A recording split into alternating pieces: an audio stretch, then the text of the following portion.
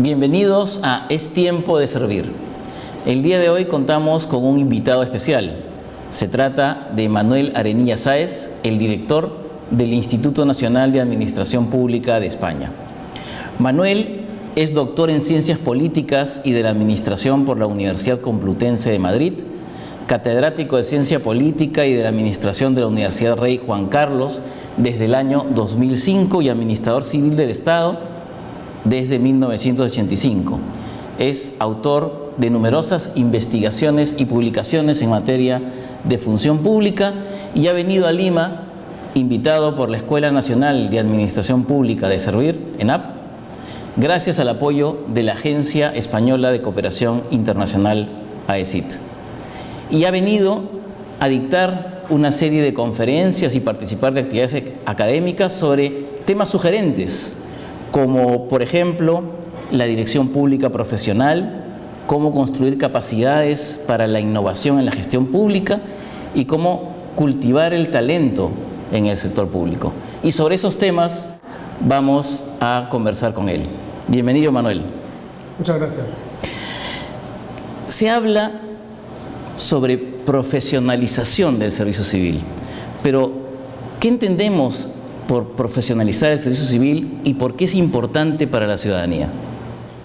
Bueno, la profesionalización efectivamente puede tener muchos significados, pero lo que la comunidad internacional y académica entiende es un servicio civil estable, seleccionado de acuerdo con principios de igualdad, mérito, capacidad, publicidad, que atraiga el mejor talento existente en la sociedad para atender las necesidades del interés general y que posibilite a esas personas, una vez que estén dentro del sistema, una carrera profesional y, sobre todo, que se garantice, como he dicho antes, la estabilidad y la neutralidad desde el punto de vista de su actuación pública. Es decir, no son independientes del poder político, porque es el que, lógicamente, dirige la administración pública, en el caso de los gobiernos, pero debe tener un estatus especial, ¿no?, desde el punto de vista de su preservación y de no, digamos, ser contaminados por el partidismo que hay en cada uno de los países.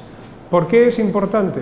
Porque está ligado claramente, la profesionalización es un requisito para la obtención de la confianza de los ciudadanos. Cuando los ciudadanos perciben que la función pública no es profesional, pueden entender que es partidaria. Si es partidaria, pueden no aceptar el ejercicio de la autoridad de la administración pública y puede generar un alejamiento de las instituciones, de los dirigentes políticos y de la propia democracia. Cuando no hay confianza de los ciudadanos en las instituciones, por este motivo y por otros, también lo que se produce es una caída en la confianza, como he dicho, de democracia, pero también puede generar una pérdida de confianza externa en el país, porque entiende que una parte importante de la gestión de los asuntos públicos, entre ellos los que están relacionados con la seguridad jurídica, no cuentan con la suficiente neutralidad, como decía antes. Y esto tiene un riesgo para el país desde el punto de vista de la inversión económica y de su propio desarrollo. Y en ese marco de profesionalización, ¿tiene alguna importancia particular la capa directiva? Es determinante. La capa directiva debe ser objeto de la máxima atención, y debe ser de la máxima atención atendiendo a distintos aspectos. Primero, cómo se accede a la capa directiva. Debe plantearse una serie de cuestiones, y en ese acceso, de nuevo, estamos hablando de que personas que puedan desarrollar unas competencias específicas que son propias del personal directivo, que son distintas al del personal político y del resto de la organización. Debe establecerse en el acceso a esa capa después el desarrollo profesional, tanto a lo largo de la vida como las características para la permanencia en esa capa directiva y la posible salida de esa capa directiva.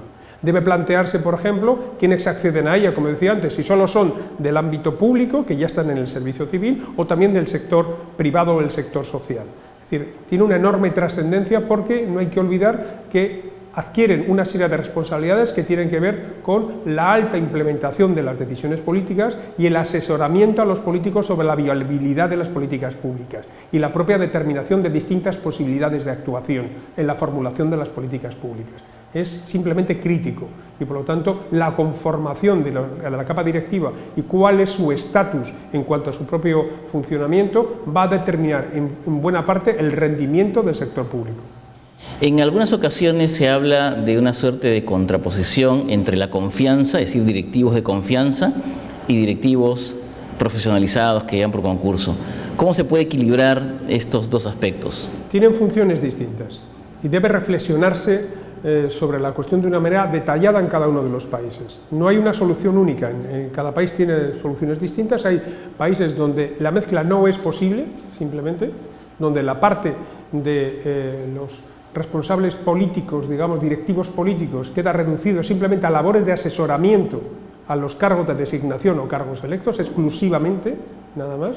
Hay otros donde hay una posible mezcla entre los directivos profesionales y los directivos, digamos, de contenido político. Entonces, lo que debemos tener claro que son funciones distintas. Una son la función de dirección del aparato público con carácter profesional y estable, que corresponde a la dirección pública profesional, y el otro son funciones claramente no de línea del aparato administrativo, simplemente de funciones de asesoramiento, de apoyo político a los dirigentes de la administración pública, dirigentes públicos, políticos de la administración pública, y desde luego no deben inmiscuirse, por lo tanto, dentro de la gestión ordinaria de la administración. Esto es un aspecto importante, porque si no, esa mezcla es lo que genera mucho ruido y genera un ataque, puede generar un ataque contra la propia neutralidad que decía antes del funcionamiento de la administración pública.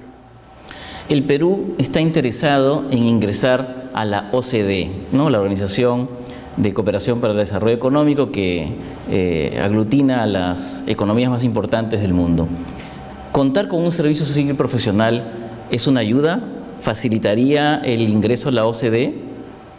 Es que no es una ayuda, es un requisito. Es un requisito. Y los requisitos son de distinta naturaleza.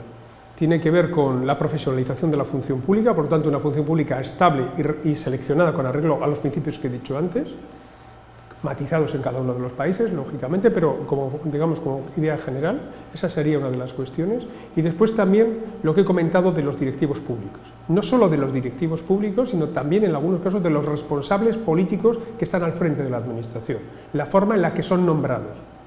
La OCDE y muchos países y otro tipo de organizaciones, por ejemplo la Unión Europea, lo que recomienda, y a ver, no es una recomendación, es algo más fuerte, es que el acceso también a los puestos de responsabilidad político cumpla los requisitos que tienen que ver con la concurrencia y tiene que ver con la garantía de que satisface las competencias profesionales adscritas al puesto de trabajo que van a ocupar, sea político o sea de la alta dirección pública profesional. Estas son cuestiones de enorme importancia. Es una enorme preocupación en la OCDE sobre la neutralidad política y también que incorpore y garantice, por ejemplo, la función pública profesional, aspectos como tienen que ver con la igualdad, la representatividad, la diversidad, que represente realmente a una nación, que represente realmente a la sociedad, en este caso peruana. Esto no es, como digo, no son recomendaciones, en el caso son requisitos y desde luego hay una doctrina de OCDE muy consolidada desde hace más de 50 años, desde luego sí establece la correlación entre una función pública profesional y avanzada y un desarrollo económico y una confianza social y una confianza de país del resto de la comunidad internacional. Perfecto. Ahora, estos directivos profesionales tienen que desarrollar sus funciones en una sociedad que va cambiando, en una sociedad con nuevos retos. ¿Qué competencias directivas requieren estos profesionales, estos miembros de la dirección pública para poder estar a la altura de las necesidades ciudadanas en este siglo XXI? Las competencias de los directivos, el núcleo esencial de competencias, al menos en las últimas décadas, es bastante estable desde el punto de vista de organización. Y además algunas de las competencias son diferentes del sector privado. Esto es un elemento importante. Hay competencias asignadas a los directivos públicos distintas de los directivos privados. Digamos, esto es en biología, son del mismo género, pero son de distinta especie. Hay una parte común importante y significativa entre directivos públicos y directivos privados, pero hay una parte también diferente en los directivos públicos que cualifica la condición de directivo público y la diferencia netamente de los directivos privados. Por ejemplo, tienen mucho más importancia las competencias relacionadas con el conocimiento y las relaciones con el entorno en el mundo público que en el mundo privado, por ejemplo. Tiene mucho más importancia la orientación a la misión pública, a la creación de valor público, a la garantía de derechos y libertades, evidentemente en el mundo público que en el mundo privado. Este tipo de elementos hace que, digamos, el concepto adjetivo que es público, directivo, pues sería el sustantivo, ese adjetivo que parece que es simplemente un acompañante, realmente sustantiviza la función pública frente a la privada.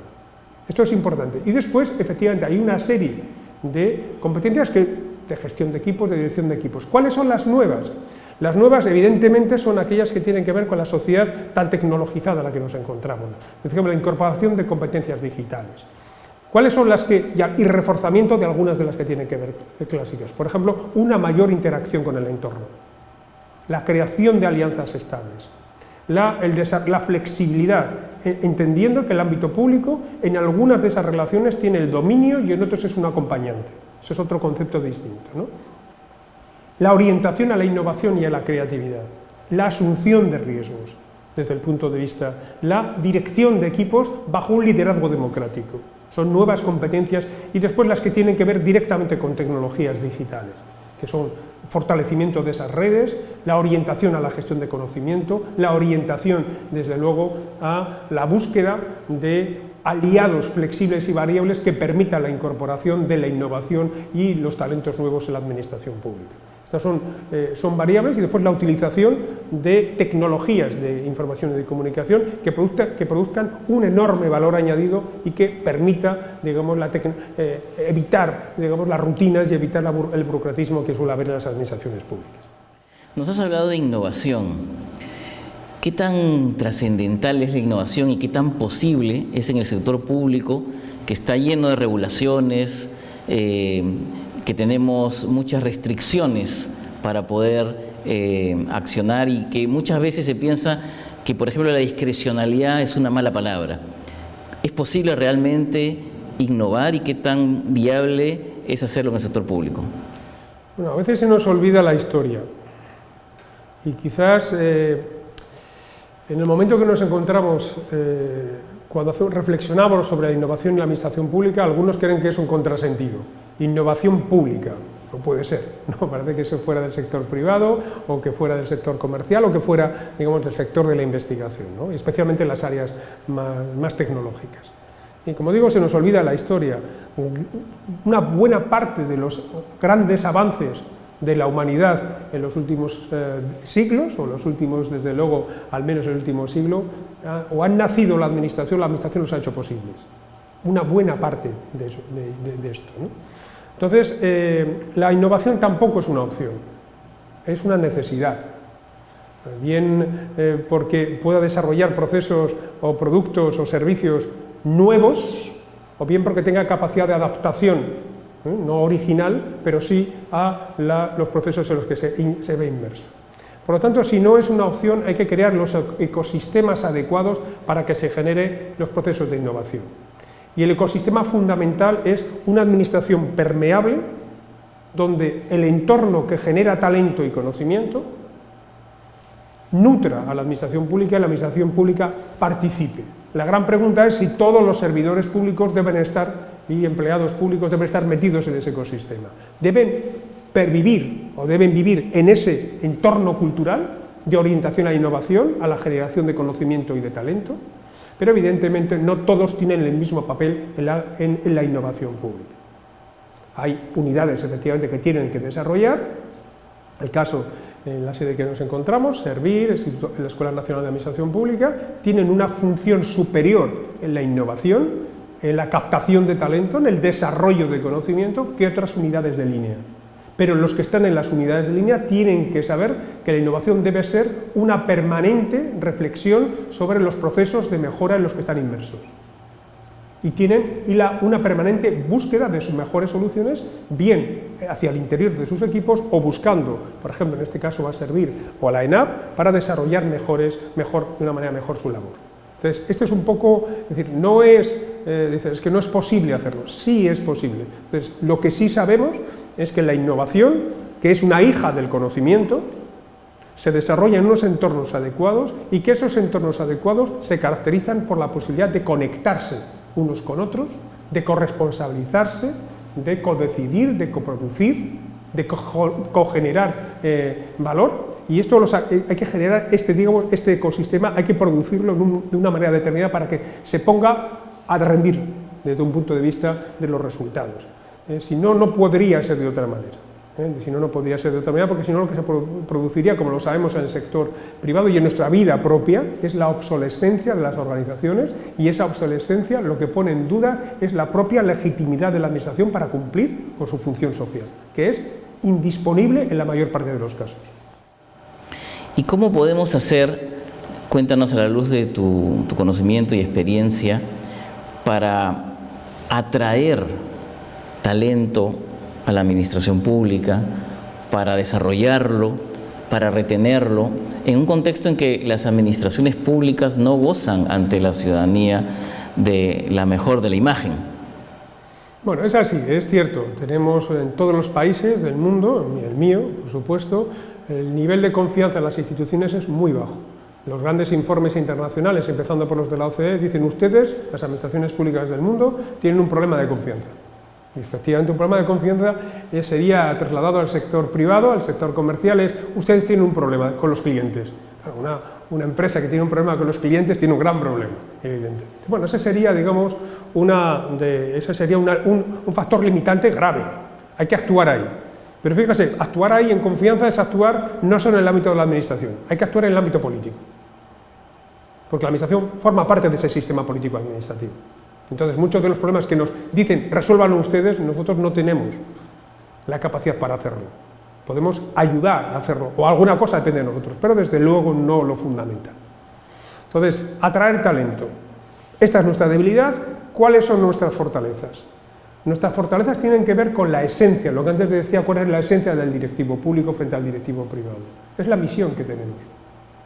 La misión es generar valor público, generar impacto social para transformar lo social. Y eso es enormemente atractivo para muchas personas. O sea, tenemos un estallido en el mundo de solidaridad, cada vez que hay una catástrofe, cada vez que hay, sea natural o sea social. Y vemos a los jóvenes y vemos a las personas cómo se organizan para ayudar. O van a misiones al exterior, o van a sitios donde existen realmente, también en el interior de nuestros propios países. ¿Por qué? ¿Qué es lo que buscan? Ayudar, mejorar, buscan solidaridad humana. Y el ámbito por naturaleza para realizar eso es la administración. Nosotros ayudamos a mejorar la vida de las personas. Y eso es enormemente atractivo. Pongamos foco ahí. Expliquemos a la gente qué es lo que hacemos. No les digamos cómo acceder a la administración, sino qué hacemos. Tu trabajo, cómo mejora desde la Escuela Nacional de Administración Pública la vida de la gente, la vida de los empleados públicos. Cómo les es otorgado capacidades y competencias para resolver el problema de alguien que está en la calle. Para la pobreza, la desigualdad, la violencia de género, la inseguridad ciudadana. Porque eso es lo que tú haces en tu trabajo todos los días. Yo también hago ese trabajo. Entonces, esto es muy importante, explicar que no entran a grandes organizaciones, los jóvenes y otras personas, sino que entran a tareas y proyectos concretos y que tienen desarrollos profesionales en el tiempo. Eso es enormemente atractivo. Que van a trabajar en equipos y que van a adquirir habilidades profesionales que les van a permitir desarrollarse como personas, bien en la administración o bien fuera si deciden marcharse. Y que van a adquirir más conocimiento. Esto es enormemente poderoso para personas que tienen en estos momentos, los millennials y otro tipo de personas, que tienen ese perfil, que lo hemos estudiado ya. Entonces esto es, a veces nos castigamos mucho las administraciones, pero esto lo tenían muy claro los griegos hace más de 2400 años. No hay labor más sublime y de mayor mérito que trabajar para la comunidad, que ser ciudadano de la polis. En este momento las polis son enormes. Somos ciudadanos de la polis, y un ciudadano es el mayor honor que se puede tener, es servir a tus conciudadanos. Y se nos olvida. Creemos que nuestro trabajo va de procesos, que va de leyes, que va de presupuesto, y son medios para servir, y por eso es tan bonito el nombre de este organismo y tan bonito el concepto de servidor público, que no es de sometimiento, sino es de servicio a los demás. Y esto la gente más joven en nuestros países lo tiene claro. A los que se les ha olvidado es a nosotros. ¿Y cómo hacemos promover esa renovación en la administración pública, para que la cultura organizacional, que a veces efectivamente se desconecta de nuestra razón de ser, que es la ciudadana, el ciudadano, vuelva a renovarse y a enfocarse en lo que es lo esencial? Pues las recetas están en nuestra vida diaria. ¿Qué hacemos cuando pasamos por distintas etapas de nuestra vida? Pensemos cuando, en fin, nos enamoramos, o cuando empezamos una vida en pareja, o en matrimonio, o de otra fórmula, o cuando tenemos un hijo. ¿Qué es lo que produce cada una de estas etapas trascendentes en nuestra vida? ¿Ilusión?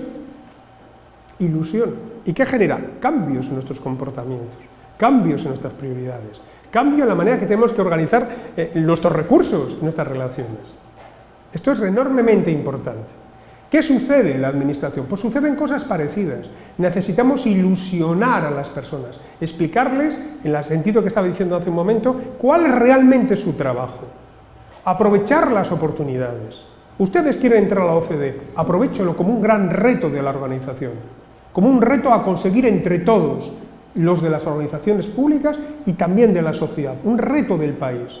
Ustedes están desarrollando un trabajo muy interesante en la traslación de los Objetivos de Desarrollo Sostenible, la Agenda 2030 de Naciones Unidas, a su propio país y organización. Aprovéchenlo y desde luego expliquen a la gente que está trabajando internamente, como tenemos que hacer nosotros también en España, que su trabajo no es simplemente operar instrumentos normativos fríos, distantes, sino que sirve realmente para mejorar la vida de la gente. Eso ya sé que es teoría pura, pero es lógicamente, eso es el referente. Si uno pone la misión en esta naturaleza ilusionante y trascendente, será más fácil y más ilusionante y más motivante que si lo pone en entrar por la mañana, a primera hora de la mañana, acabar a última hora de la jornada laboral, realizando una serie de tareas mecánicas y sin ningún sentido, porque no ven para qué sirve realmente. Este es un poco el planteamiento, pero eso lo hacemos en nuestra vida. Necesitamos reilusionar, y la forma de reilusionar es reenfocar lo que estamos haciendo. Le agradecemos a Manuel Arenilla por su visita y sus importantes reflexiones, y para todos y todas estaremos nuevamente en una nueva edición de Es Tiempo de Servir. Muchas gracias.